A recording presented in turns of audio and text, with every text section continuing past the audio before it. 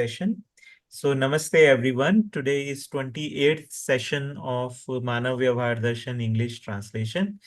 And we have come a long way since we started, and it has been a great journey. We are almost more than halfway into this book, and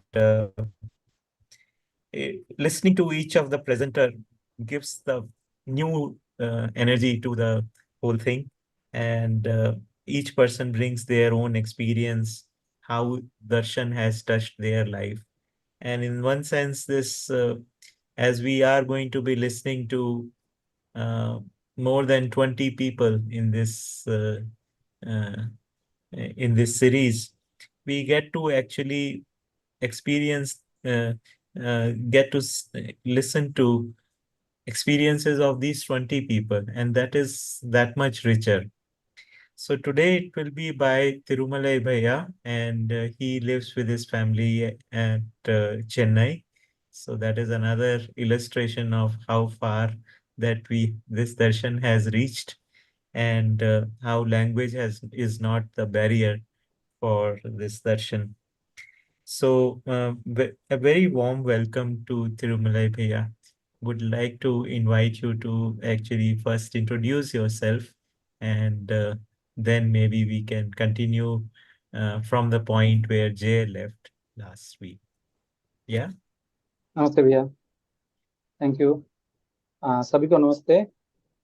I am Thirumalai from Chennai, and I got introduced to Jeevan Vidya by my wife in 2013. So then we started doing. At the time, the English was were very few, so we attended a 3-day session initially, and then a 7-day session in IIIT Hyderabad.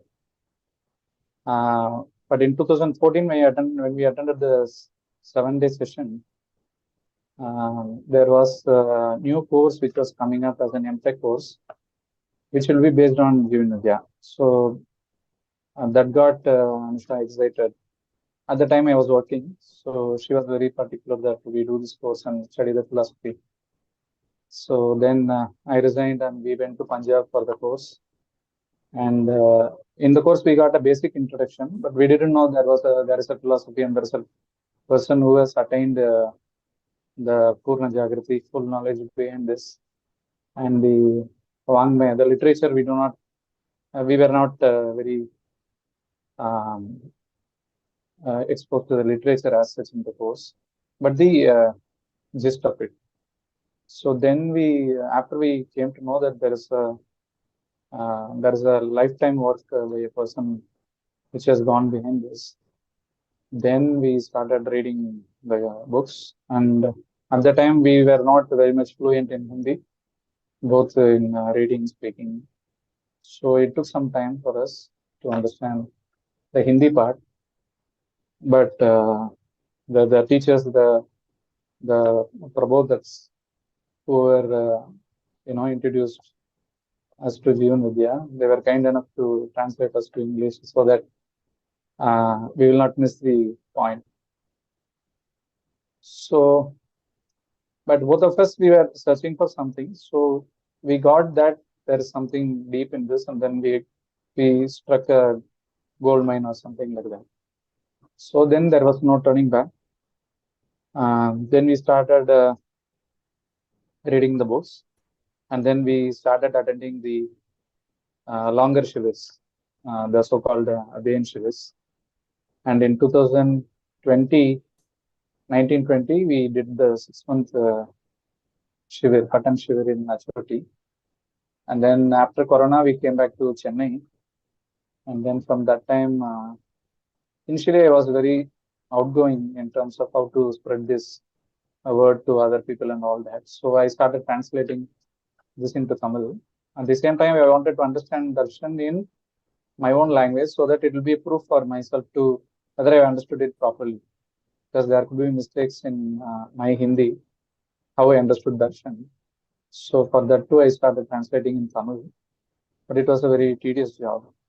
So I understand the work which is going on in English also. And sometimes I think English is difficult to capture all the words that are put by Babaji, Nagaraj Ji. So hats off to Rakesh Bhai and the team. And unfortunately, I couldn't participate much in English because I was more focused on translating in Tamil. So to validate my translation, I started taking classes in Tamil also. And a baby girl was born to us 3 years back. After that, the translation process got a bit slow. So nowadays we are more focusing on the baby, and the translation is almost, it has come to a stop for now. But maybe in a year or two, I'm thinking of finishing the remaining part. So in the meantime, I'm listening to videos of Babaji and others, Sagan Bhaiya, Som Bhaiya, Sriram Bhaiya, and the audios which were recorded by Rakesh Bhaiya and Sriram Bhaiya, their questions. Those things helped me a lot to bridge my ignorance of language, or it kept me on track, not to get away from darshan. So this is my journey, and as of now, my wife is also working in a Montessori school where my kid is studying. So mostly I am the homemaker now, and I in the after whatever time I get other than babysitting and seeing baby, I used to listen the audios of darshan and try to see the Montessori philosophy also in the light of Madhyas Darshan. So Madhyas Darshan has become a larger framework for me. So whatever I go through in life, I start to put that in the framework of Darshan and to find solution within myself. Until now, I have been uh, partially, or whatever I wanted to get, to that extent, I'm getting solutions within me. And there is a direction and a hint in Darshan, which I believe I have to read further in a deeper sense. So, as a caveat, also, I haven't read the entire English version of the book, so I'm not yet acquainted with the all the words that are used. So, if my words are a little bit here and there, Rakesh bhai, I request him to pitch in and then help me also. Yeah, sure. So, yeah. So we can get on to the session. And in the last session, Jai Bhaiji, whatever he presented, it was very nice. And he actually took us through the whole chapter wise, from chapter 1 to 18, how Nagaraj Ji has written this. And he has made a very good overall picture of that. So I'm not going to repeat that one. But I would like to somewhat summarize chapter 12, the first half of chapter 12, which Jai Bhaiji took, so that it will give me a continuity for that and for the listeners too. So in chapter 12, the title is Lakshan Lok, Alok and Lakshya, which is characteristics, world, enlightenment and goal. So in the first page, in 164, Nagaraj Ji defined the basic words of characteristics, world, enlightenment and goal. And in the second page, he started talking about the goal part. So he splits the goal into the orientation of goal towards enjoyment, attainable goal, and inherent yoga, attainable yoga and inherent yoga. And he defines in depth in the second page of the chapter 12. And in the third page, he talks about the cogitation, which is avlokan. And he says that the inspection, examination, and survey, that combined with the causal, qualitative, and mathematical aspects, this is called cogitation. And this can only lead to the truth. So this appealed to me very much. I mean, this is the at the start of the chapter in the third page is actually saying this is the total formula for cogitation. So I thought that this is where the heart of the chapter and which is where it starts. And in the page 166, third page, he also talks about how to implement the goal on the three aspects that he has already defined. And in page 167, Nagaraj Ji defines life from an individual point of view to international point of view. So he defines how an individual jivan, individual self, and an international self or international living, how it would look like. And in the next page, 168, he actually describes the definitions of indicators of individual living to international living. And in page 169, which Jaybai concluded there, first half of the page, till the Anubhuti, the fundamental objective of international collaboration, that paragraph. So I think briefly I have summarized the first half of the chapter, which Jaybaji took up. Then I will start from a page number can vary. I mean, a half page or one page before or after, based on the update. So in the updated version, in the page 169, the Anubhuti, the point which is last but one, I am starting from there. Rakesh Bhai, if you want to pitch in or if you want to add something, you can always come in. Yeah, sure. I mean, it's everything is perfect. So I right now you can see on the screen. Yeah, I'm able to see also. So the point which Rakesh Bhai has highlighted on the screen, I'm starting from there. The ease and difficulty are differentiated as being internal, that is intellectual, and external, that is behavioral. So the last point that Jaibaji finished with, it has talked till the expose of a Jivan as an individual to international Jivan. And here he starts a new thread, which he talks where about the internal, there is a balance between the internal and external uh, adhyan, or the study that we are doing. And he is saying the ease and difficulty are differentiated as being internal and external. And moving forward, the next point, he talks about a cycle of things. Already in the first talk, Nagaraj has clarified about the prosperity, character, nationality, international living, and all that. So he is connecting this. I will read and then I will read it a little slowly, and then maybe I will give a pause between the paragraphs so that people can also imbibe that. And if there are any questions, I think normally we ask in the last. Maybe you can note it down, and then we can discuss it later also. If there are any further points to be added, anybody is welcome. So the grandeur of prosperity is in the form of production more than needs. The grandeur of character is in the form of personality. The grandeur of sociality is in the form of authenticity.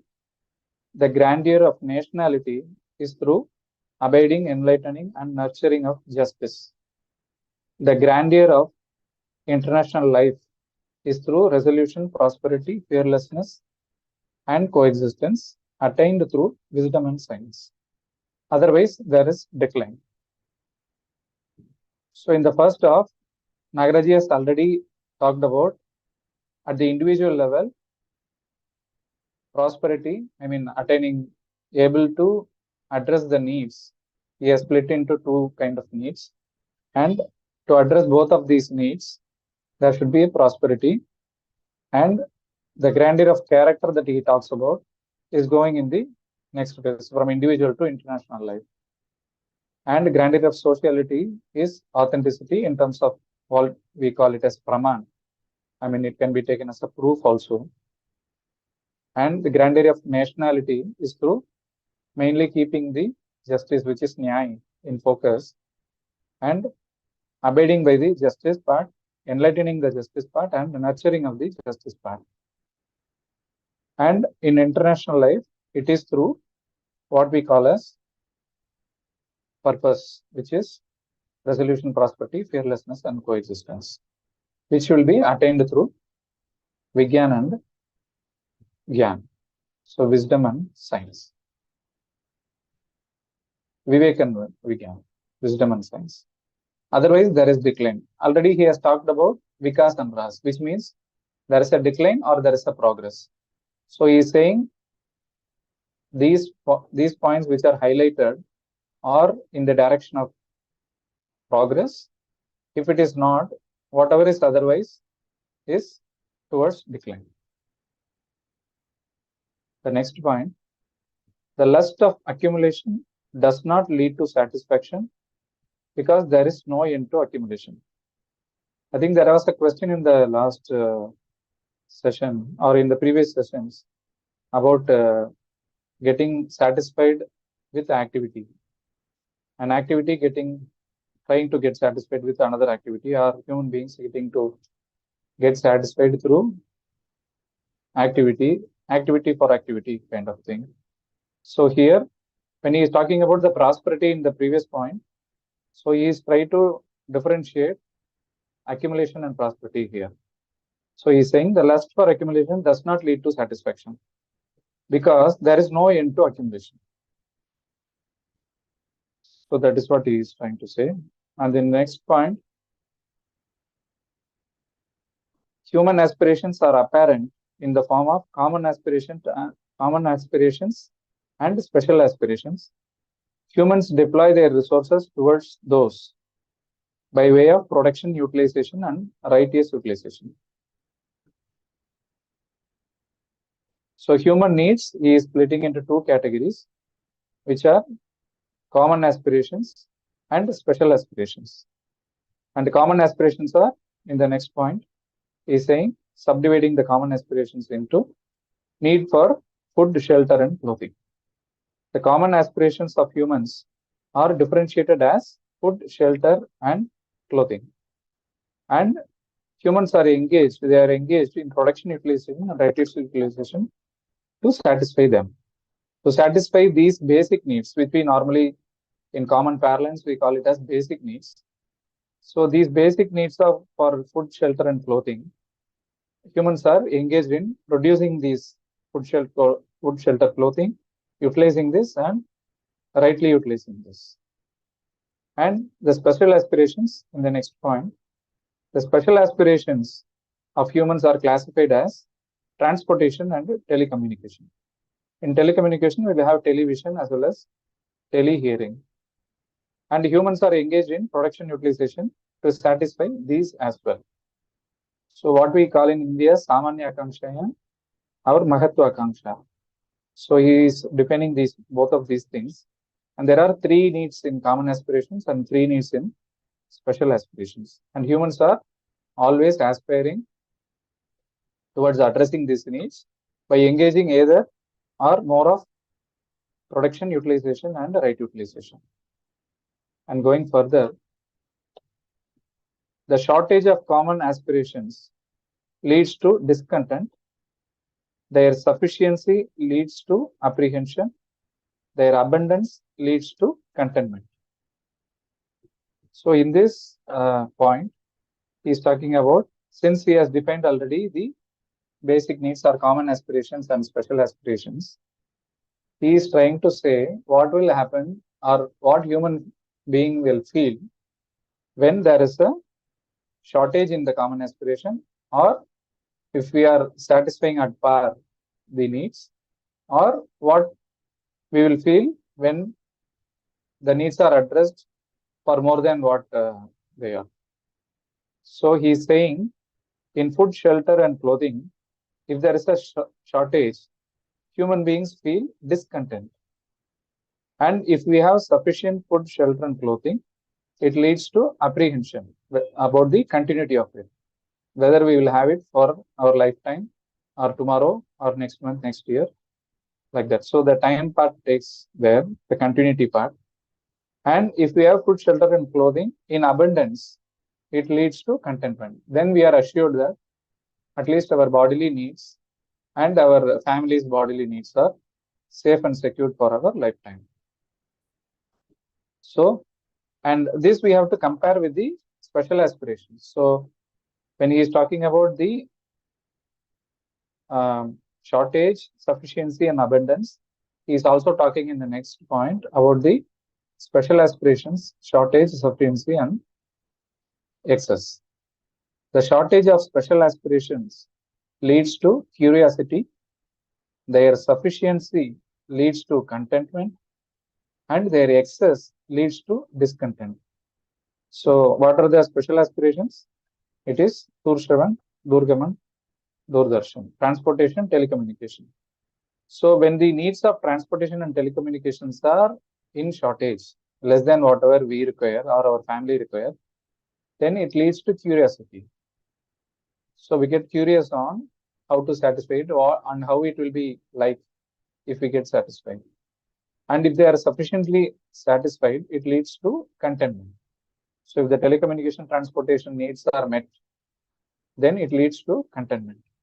And interestingly, if those needs are in excess, it leads to discontent, which is counterproductive to our normal thinking.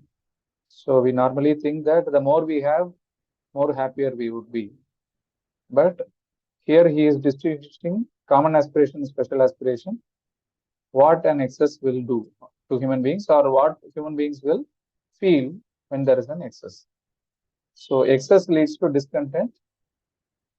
He is referring to the leakage of our energy on over concentration on telecommunication, transportation, and all that, which we can relate to in our daily life now. So when the transportation goes for sensory enjoyment, whether that addresses our happiness or to what extent that we can relate to our daily life. So now I would like to juxtapose and compare these two aspirations side by side. So these last 2 points, we can see the shortage, the sufficiency, and the abundance. And we can also see the right hand side, what it gives us. Shortage, common aspirations, shortage gives discontent, sufficiency, apprehension, and abundance, contentment. Here, if you take contentment in common aspiration, which is abundance of the food, shelter, and clothing, that will lead to contentment when we have abundance. But when we have excess of special aspiration, it leads to discontentment. So it is just the opposite. What will lead to contentment in special aspiration is just the sufficiency part. So this we have to differentiate the needs between common aspirations, special aspirations within us, and our family needs also we can relate to this. At the same time, if we see the discontent in common aspiration, the shortage is discontent. Shortage leads to discontent. In special aspirations, the excess leads to discontent. Contentment in common aspirations, abundance leads to contentment. In special aspiration, the sufficiency leads to contentment. And in common aspiration, the sufficiency leads to apprehension. But here the shortage leads to curiosity on how it will look like or how to satisfy these things. I just want to compare these two things so that we can relate to our daily lives. We can move to the next point. And also after completing this chapter, I will also summarize on the, actually Nagaraj Ji, his writing style as per I have seen, it goes in various loops. So we have to be also mindful on how he is relating to different loops. So whatever I could relate between the flow of his writing style in this chapter, I would like to summarize at the end also.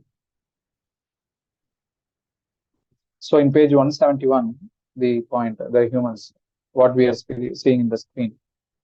Humans have attempted to gain control over others through either just or opportunistic policies, which are influenced by differences in geography, language, social groups, caste, or power dynamics. This manifests as either loyalty or rebellion towards the nation. So, for just a moment, I would like to also, when I summarized the first half of the chapter, so this second part, which I started today, so he starts with the individual to international life, that part. So, what is the grandeur or vibe of that? He is starting to explain. And then he is going into the needs of human beings. He is splitting that into, categorizing that into two. And he further categorizes, subdividing the categorization into three each. And now he is going to a different loop where he is talking about the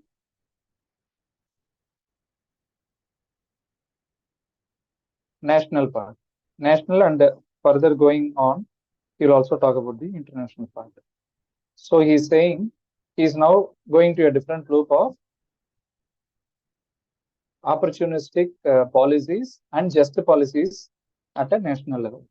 So he's saying it is mostly now also we can see the different nations. We can say, for example, US, India, Sri Lanka, Pakistan.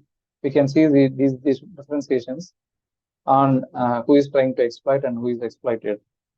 So the policies are made in such a way that humans have attempted to gain control over others through either just policies, I mean Nyaya policies, or Avsarvadita, opportunistic policies, which are influenced. What is the basis of that identity on what is Apna Paraya Ka Diwal, what Babaji used to say. So it based on the geography, either we are saying this part of the world, maybe India, Pakistan, geography or language. We are talking the same language. So the policies are designed in such a way that whoever speaks my language, they will get a just policy, and whoever is not speaking my language, they will get an opportunity policy. That kind of. Similarly, on social groups, on caste or power dynamics. This leads to loyalty or rebellion towards the nation. So if we are agreeing to these policies, then we are called patriots. If they are not agreeing to the policy, we are called rebellion. But Babaji, what Nagaraj is trying to say is, he is talking about not about a nation's constitution. He talks about the humanistic constitution. So in humanistic constitution, these will not be a parameter for designing policies. It will be human oriented policy, which will be applicable to all human beings, which will not be biased based on geography, language, social groups, caste, and power dynamics. And hence, so there will not be any rebellion loyalty in this sense of what we are experiencing in today's terms. And next point, when the policies or things are not in justice, he is explaining the next point. So unjust legislation, rules and policies give rise to violence, counter-violence, apprehension, and terror. Every human possesses an inherent yearning for justice from birth, and the study that is capable of its elucidation is absolutely necessary. Here, he is trying to pin down a basic human nature, which is in every one of us. We are always looking for justice. From birth, we are always longing and we are trying to attain justice in every behavior, from every person, from every relationship. And he is saying it is absolutely necessary to have a study that is capable of elucidating, clarifying, or having a clear vision about this want of justice, which is an inherent need in every human being. Unless we study this, the study word here given is referring to the Adhyayan in Hindi. So Adhyayan is kind of a deeper study on this. So he's saying this yearning for justice, which is in every human being from birth itself, this has to be studied deeply. So when I was relating this to myself, so I was thinking about my family, what's happening between the behavior between my wife and me and all that. So I could relate that at least we have to have a clarity on this Nyayika aspect. I mean, there is a earning of justice from birth in me also, in my wife also, in my child also. So are we able to study it deeply, and are we able to come to a common understanding on respecting this basic need and desire which is inherent in every human being? Similarly, we can extrapolate to between families, between nations, and all that. So he is now starting a thread of this yearning for justice in individual human being, and we'll see where he is taking us to. We'll go further. Owing to delusion, humans give their consent to all legislations, rules, and policies that intend to suppress injustice with their misplaced notion of justice, or to suppress injustice with injustice.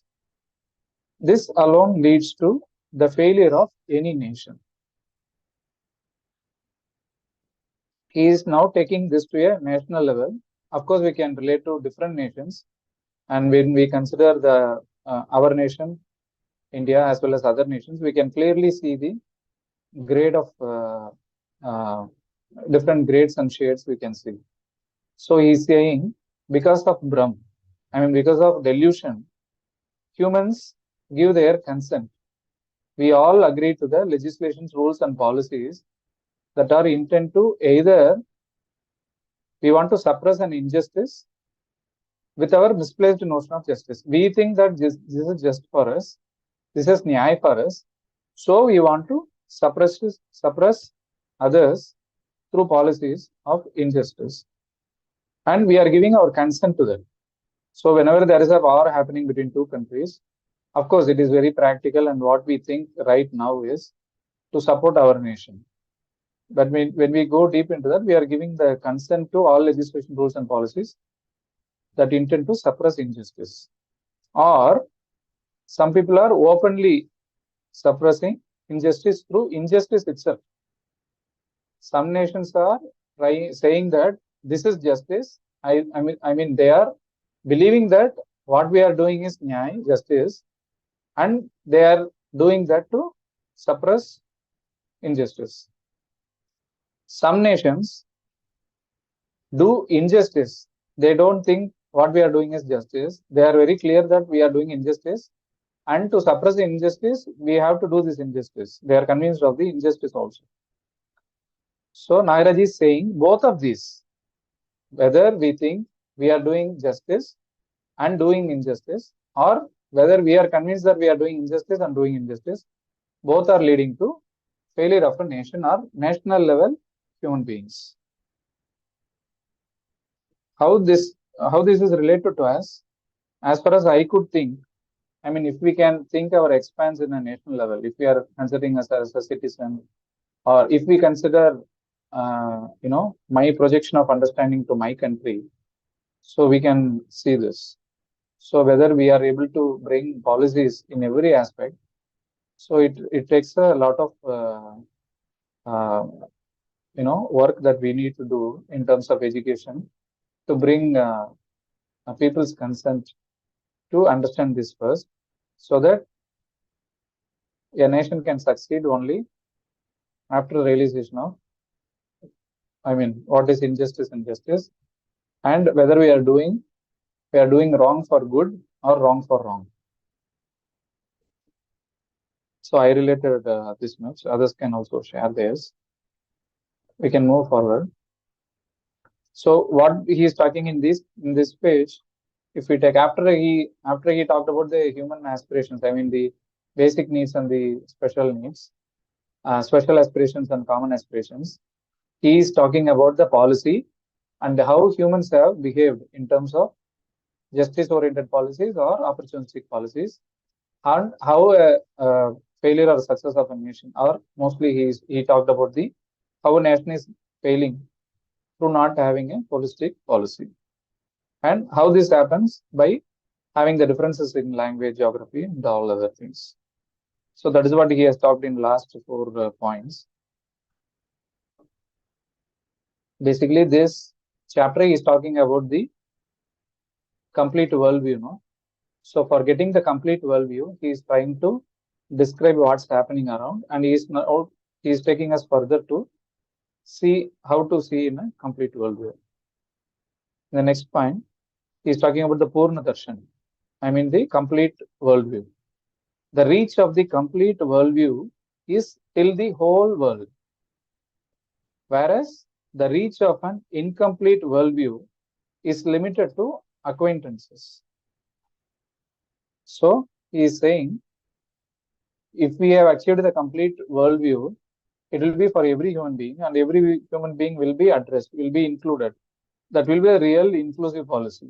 So now, whatever we are talking about at national level, so many nations will say that they are having an inclusive policy, inclusive growth, and all that. But what Nagaraj is saying is the real inclusivity is having the complete worldview that will go for the whole world, not to one nation or few nations or few districts or few states.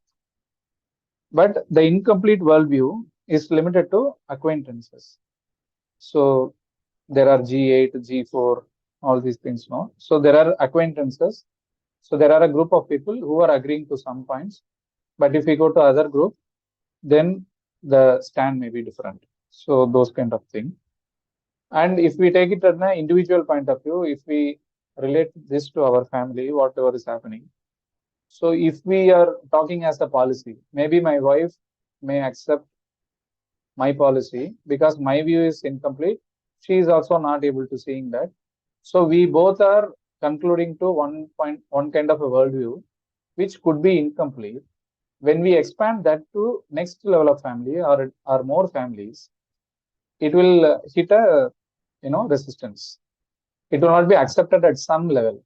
Then we have to understand that it is not a complete worldview. So whenever it hits a roadblock or a black wall, then it means that the worldview is only limited to those acquaintances or whoever is agreeing to that. It is not able to expand, or the scope is not going beyond that. So this can be a checkpoint in that sense about whether we are having a Purna Darshan or a Apurna Darshan. And he goes on to define complete worldview also in the next point. A worldview that eliminates mysteries is referred to as complete worldview. So now he goes on talking about the complete worldview and what are the components and why we are not able to attain this complete worldview. So he is giving us hints to address our incomplete worldview. And if we take it upon ourselves, we can get some hints on where we are lacking or where we are not able to see. So he's saying if there is a mystery, then the worldview will not be complete. And if the worldview is incomplete, then it means that there is a secrecy or mystery, which is called rahasya. The elimination of mysteries is possible only through unified study of spiritual knowledge, intellectual knowledge, and material science in the form of awakening in coexistence. So he's saying he's giving a formula to eliminate mysteries or secrets in terms of our journey towards attaining the complete worldview. He's saying what it takes is to have a unified study of three things. One is spiritual knowledge, which is Adhyatma Gyan, and Bauddhik Gyan, which is intellectual knowledge, and Bauddhik Vigyan, which is material science.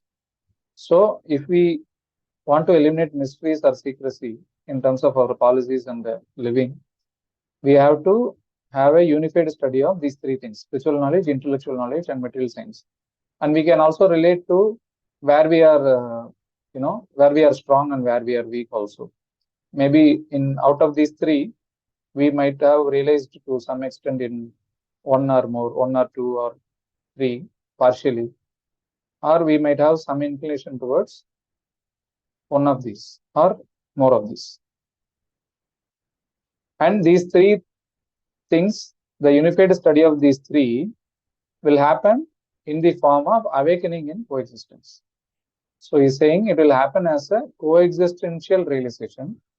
Coexistence we can relate to at any level. We can relate from a family, from an individual to any level. So he is giving us hint in terms of wherever we are having troubles or problems in our life, we can see whether there is a mystery or secrecy or there is a hide and seek game between individuals or families. And if that is there, then we have to see whether our study of whether our knowledge, our study is complete. And if our spiritual knowledge, intellectual knowledge, material science, if we are lacking in one or more of these, and if you are not awakened to these three things, and if you are not concentrating on coexistential part of living or these three components, then we'll be able to rectify or we'll be able to move beyond that. So he has talked about in last 2 points, he has talked about the complete worldview, which is complete worldview, which is incomplete worldview. And he's saying what is the component, what makes worldview incomplete, which is mystery, and how to eliminate. That much he has talked about till now. Next, only the humans who are unattached or maybe unpossessed to the world, only they have attained knowledge realization.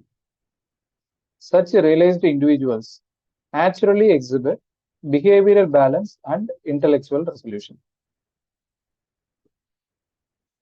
So now he is talking about the process of how to attain this complete worldview.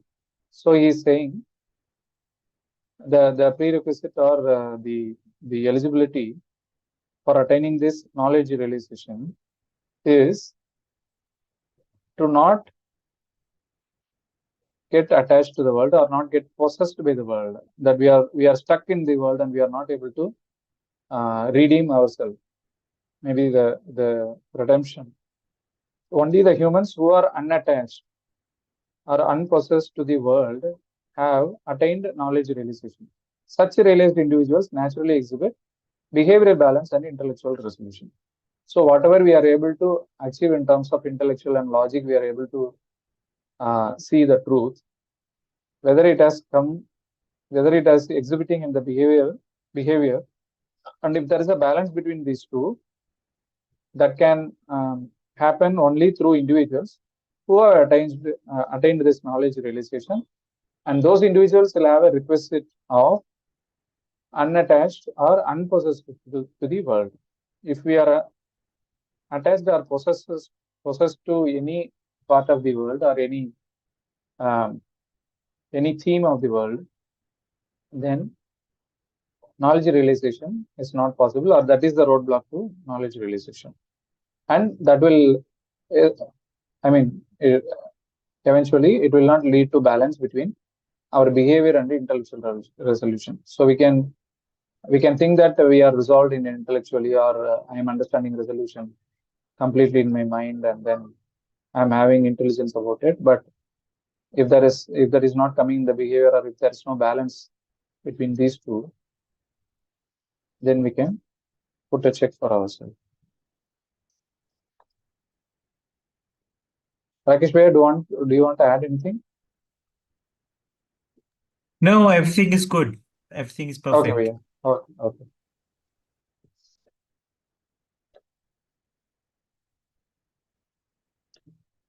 Next point. The sensory activity is lesser than the power of desire. The power of desire is engaged inexhaustibly. Disproportionate deployment of the power of desire in sensory activity is wasteful. This wastefulness itself is attachment, and its restraint and regulation itself is unattachment. Now he is defining the previous point. He has already said that who can attain the knowledge realization, who are unattached to the world, and he is now saying what is attachment and what is non-attachment or unattachment. So he is saying basically we know that we are having sensory activity as well as we have the power of desire. Power of desire is in the consciousness, in the self of us. and sensory activity happens self as well as through body. So the sensory activities that we are doing is lesser than the power of desire. The desire, the icha kriya that we are doing is more powerful than the sensory activity. The power of desire, which is akshayabal, akshay shakti, we know that. So the power of desires engage inexhaustibly, meaning it is we are executing it more than what is necessary. And when we do that, it becomes a disproportionate deployment. And when we deploy our mental energy in a disproportionate or more than what is required, then it becomes an attachment. Actually, the energy is getting wasted. And because of the wastage, we want more satisfaction. Because we are saying, I have spent so much of energy. After spending this much of energy also, I am not getting satisfaction. I am not getting the success. So we are getting more and more, we are trapped more and more there. So he is saying that as an upware, which is wasteful. This is a leakage of energy. So if we want to plug our mental energies, which are getting leaked, or if we want to know that we are getting tired mentally and we are disturbed mentally, then we can see that whether we are deploying our power of desire in the proportionate way or in a disproportionate way. So if we are doing if we are deploying our desire on things more than what it is required, then our energy is wasted there, and that waste itself turns into our attachment. Of course, disappointment follows that. So that is called attachment, he is saying, and it's restraint. I mean, restraint of wastefulness and regulation of wastefulness. Once we, after reading this, we can relate to ourselves. And if I'm able to see something is in some aspect, I am wasting my mental energy. And if I want to restrain it, and if I want to regulate it, that itself is the path for unattachment. So he is putting a path, rasta, for this knowledge realization, which can be attained by only humans who are unattached. For getting unattached, what we have to do? I mean, this unattached word we might have heard in a different philosophies. Normally, we will have some sense of an understanding of what is attachment, what is attachment. Sometimes it may be of a virakti point of view. I mean, unattachment means you have to hate, or you have to, what shall we say? We have to, um, we have to see it in a down sense, or we have to unravel with it, Yeah, or or renounce the word. renounce it, or we have to averse it. We have to create aversion in ourselves, or pratyahar, what they say, meaning ulti of the input. So I'm not able to, I mean, what shall we say, the aversion to not able to accept the Hmm. uh, attachment or the expenditure of energy. So this attachment we might have heard in a different philosophical context, but what he is saying here is the attachment is happening because of our leakage of energy or wastefulness of our mental energy, which is happening because of its akshayata. We are deploying it in the wrong way or in a disproportionate manner. Because of that, our expectation builds up. Of course, it leads to disappointment. And because of that, our energy is wasted. And that leads to attachment. Then we may also, fix a higher goal of attachment for us. I'm not able to succeed this time, but see, I'll do it next time. I'll fight more to get the success. That kind of, we are going more in a wrong direction. That kind of a thing can also happen. But if we see this closely, so the leakage of energy or getting tired in mental space, that can be related to the attachment part of it or disproportionate deployment part of it. And if we are able to see that, we can restrain it, we can regulate it, and that will lead to unattachment. We will feel more spacious or more relaxed than before. So relatively, we have to move in that direction. That's what I'm getting, what Nagaraj is trying to hint. Next point, the exploration, invention, and accomplishments of spiritual knowledge, intellectual knowledge, and material science is primarily through pursuit of causality, qualitative justice, and mathematical laws. Again, this can be linked to the 2 points before. No, he talked about the unified study of these three things: unified knowledge, intellectual, and material science. So he is trying to come from a different angle towards the same point. He is saying how we can attain these three things. He initially said the elimination of mystery is possible only through unified study of these three things in the form of awakening in coexistence. Now he is saying this can be done primarily through the exploration, invention, and accomplishments of these three things. The spiritual knowledge, intellectual, and material science is primarily through pursuit of causality, qualitative justice, and mathematical laws.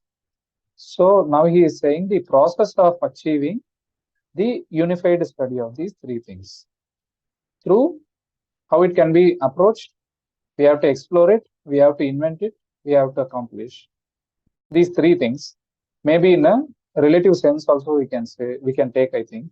So for a person who is doing Adyan and try to relate this to our current life, we can explore, invent, or accomplish some sort of a sense of our life, what we are doing in a better relative way, so that we understand we can understand that through, we have to think about the Karan part of it, causality part of it, Gun part of it, Ganit part of it, qualitative justice,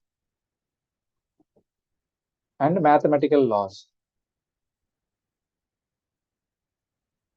Qualitative justice, Avishkar, qualitative justice. Okay. So I'm reading it again. The exploration, invention, and accomplishments of spiritual knowledge, intellectual knowledge, and material science is primarily through pursuit of causality, qualitative justice, and mathematical laws, respectively. I will increase the pace so that we should have some time for questions also. So I wanted to at least connect to the initial pages so that we can move forward a little faster.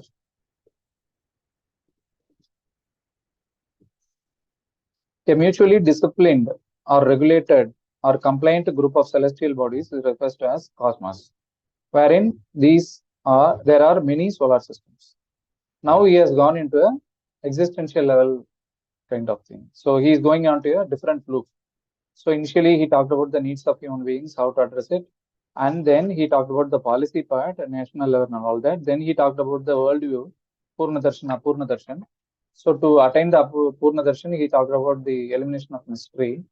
And he talked about human beings getting attached and failing. And what is the remedy for that? He discussed that also. So the disproportionate deployment of power of desire, the wasteful of mental energy, disappointment, and all that.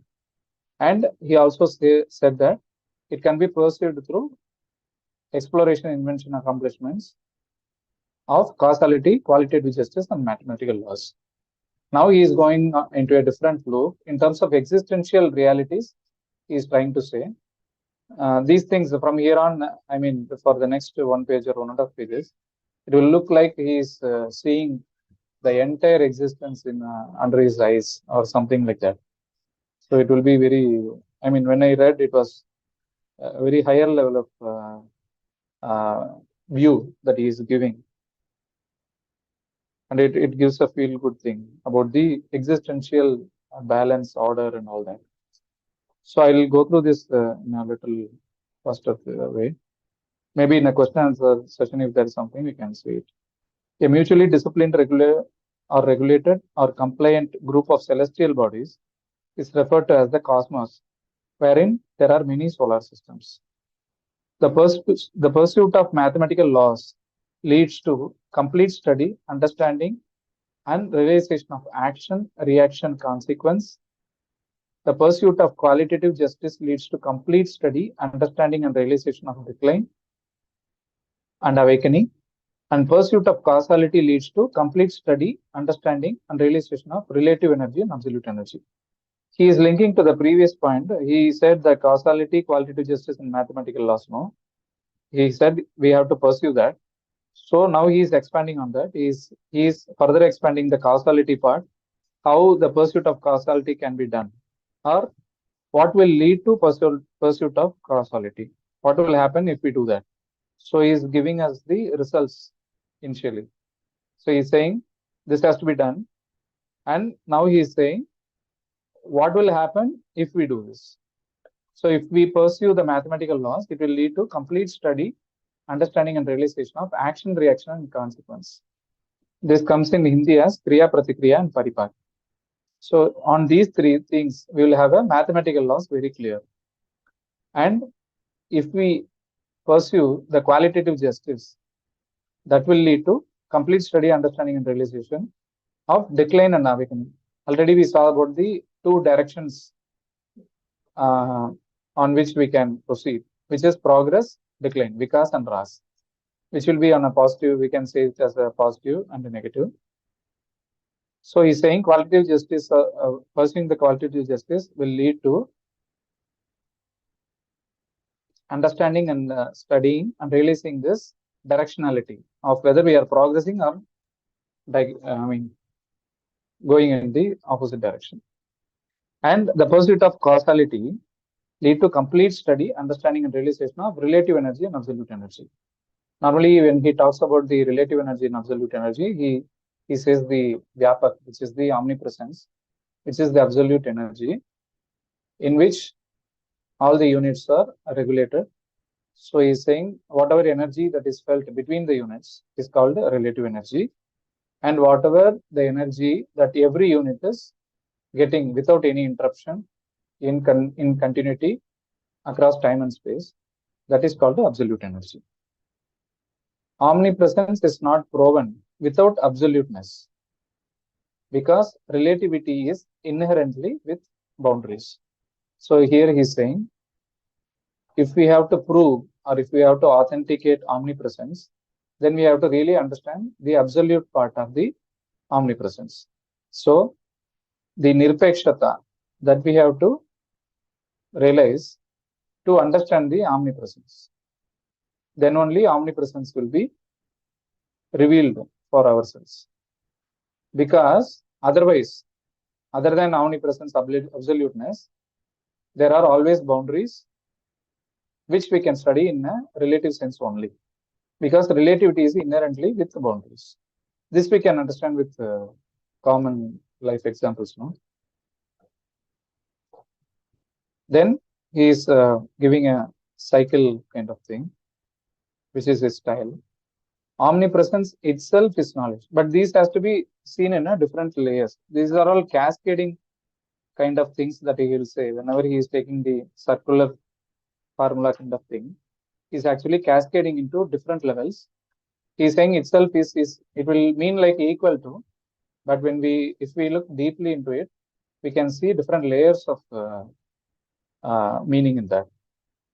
So it will cascade into different layers of existence and operation.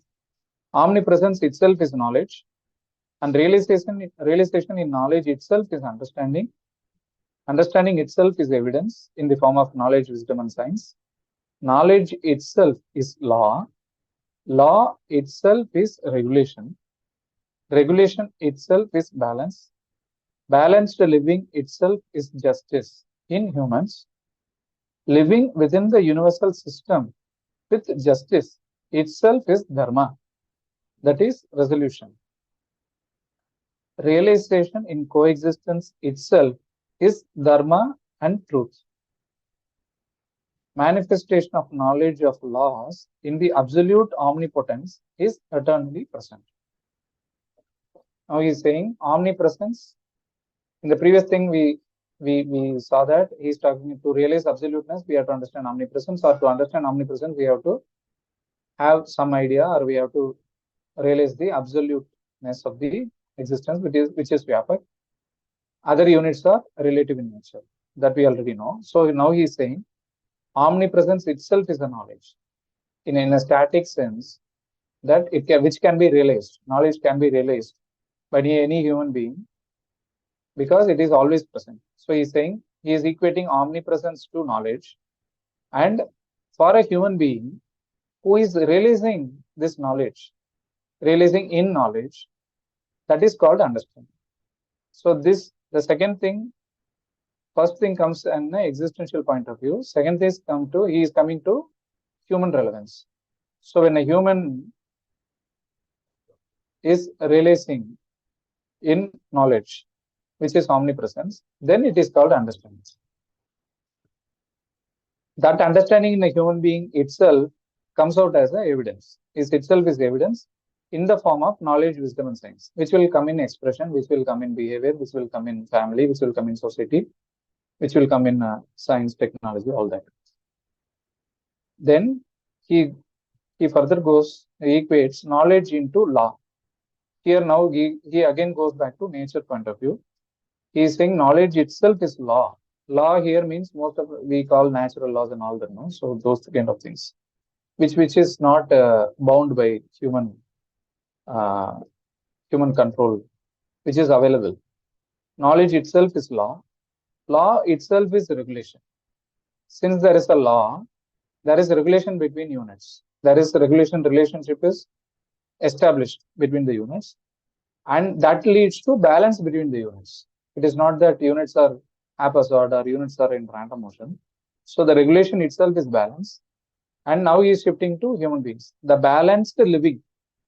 If we understand the balance in the existence, in the omnipresence and units, then that balance, if we bring it to our living, that is called nyaya. That is called justice. So for humans, realizing this balance is justice. Balance of regulation and law. And living within the universal system with the justice. And if we are able to live with that nyaya, with the entire universe, then it is called dharma.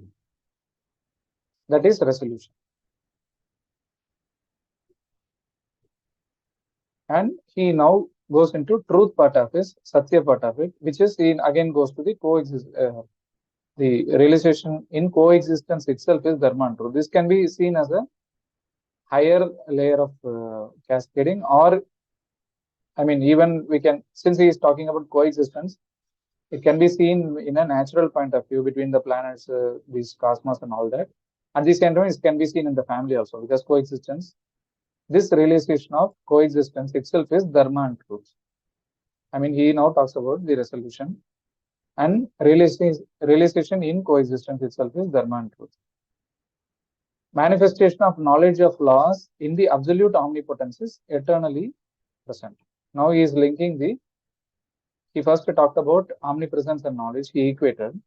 So now he is saying this manifestation of knowledge of laws in the absolute omnipresence is eternally present. So he is saying, Nagaraj is saying this, but whether he says or not, whether we read it or not, whether we understand it or not, it is always there. That is what he is saying. He is just putting that into words so that we can understand it better.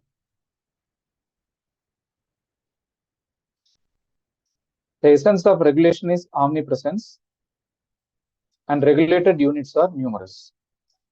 So this he gives us a crisp formula.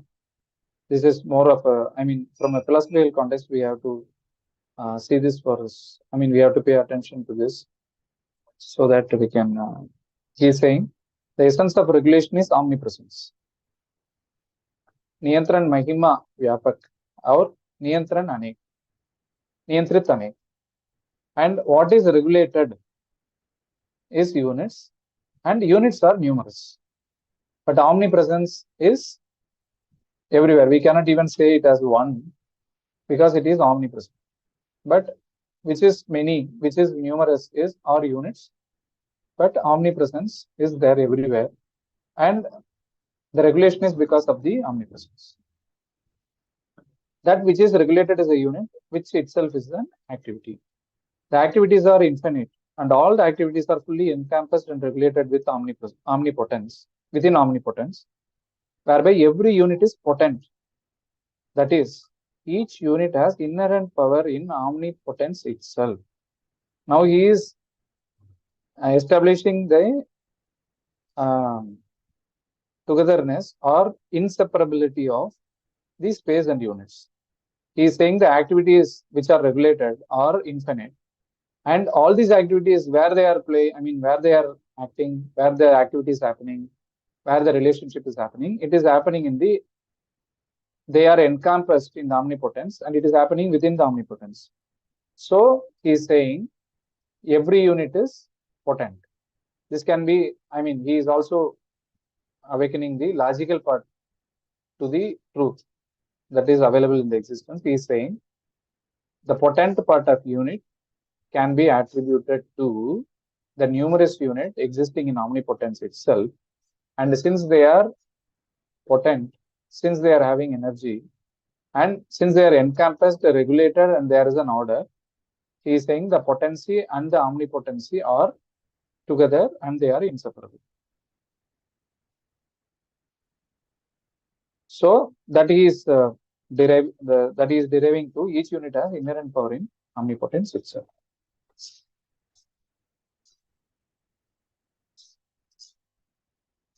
Okay. But yeah, how do we do this? There are only 15 more minutes now. Yeah, there are I'll about 50 minutes. How okay. many pages are there? 15 minutes, I think we can go through this.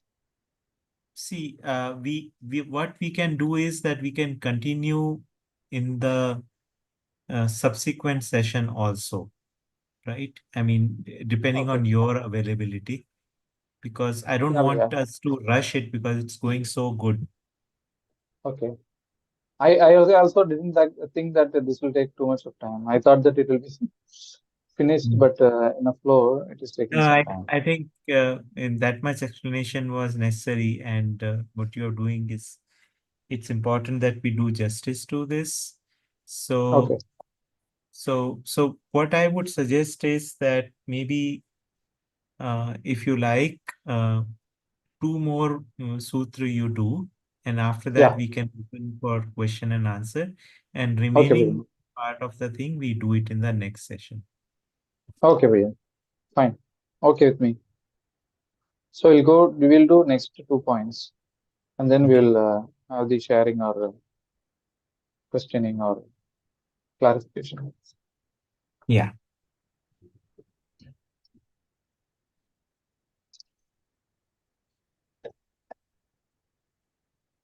it's a big one this time. Yeah, yeah, yeah. Maybe we can stop with this and then, Yes. because this is a bigger one. Okay. We So have only 15 minutes, so we can have the sharing yeah, or we can maybe stop here and yeah, open for Q&A and start uh, from this point in the next session. Yeah. So I'll yeah, now yeah. invite it was a wonderful session, Thirumalai. I mean, what I was very much impressed by your presentation, that how you basically went from all the way from Chennai to Punjab to pursue this. uh, That is only because of Anusha. yeah, but I guess what Initially, later on, we both of us enjoyed the journey so much. right, and you didn't stop at that. You wanted to go to the root of thing because you were not satisfied just by an interpretation of darshan, or Yeah, you were not actually looking at the simplification of darshan, but instead you wanted to get uh, the real stuff or the whole content.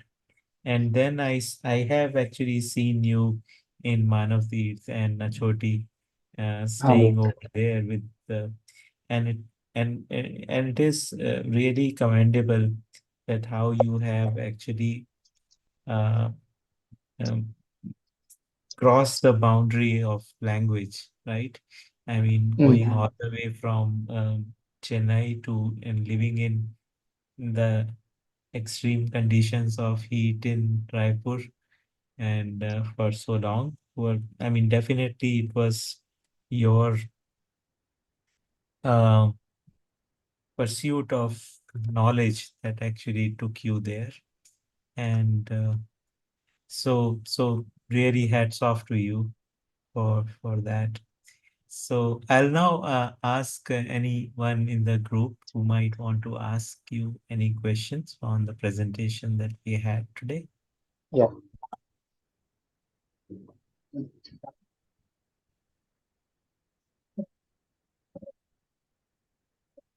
Rishta, you want to say something?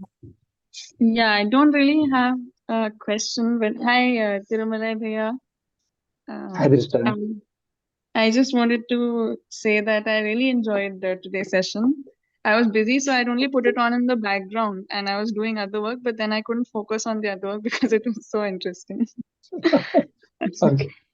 I think the content of this chapter is also interesting, and I really liked how you actually paused and took the time to explain the significance of all the points because they're so behaviorally relevant, especially starting from the aspirations, the special and common aspirations, Mm. and also about attachment and unattachment, and how Mm. disproportionately that word disproportionately gives it a new meaning compared to how unattachment has been thought of in Mm. tradition. Mm. So I was too interested to focus on my other work. I enjoyed the presentation. Nice, nice, nice, Drishta. If there's no one else, then I would be interested in hearing what you found most interesting while preparing for this. While preparing for this, one thing is I read this chapter long back, so maybe I might have written the summary of this chapter somewhere. Initially, I thought I have to search for it. Then I thought that I will do it again. So that process of going through the chapter and then some anubhuti, some points attracts us, more. So so that process of getting my attention to some of the points and connecting to my always my way or my uh, it can be a disadvantage also. But I would like to whenever I read, I would like to relate to that my everyday living or how this is related to today's happening and all that. So in that sense, there were so many revelations in that sense. I got finer hints, and I couldn't read darshan. Nowadays I'm listening to audios and all that. So reading, I mean, there was a long gap. So because of this opportunity, I could read this chapter once more, and that process I enjoyed it very much. That Hmm. is interesting. Hmm. Yeah, I Thank think you.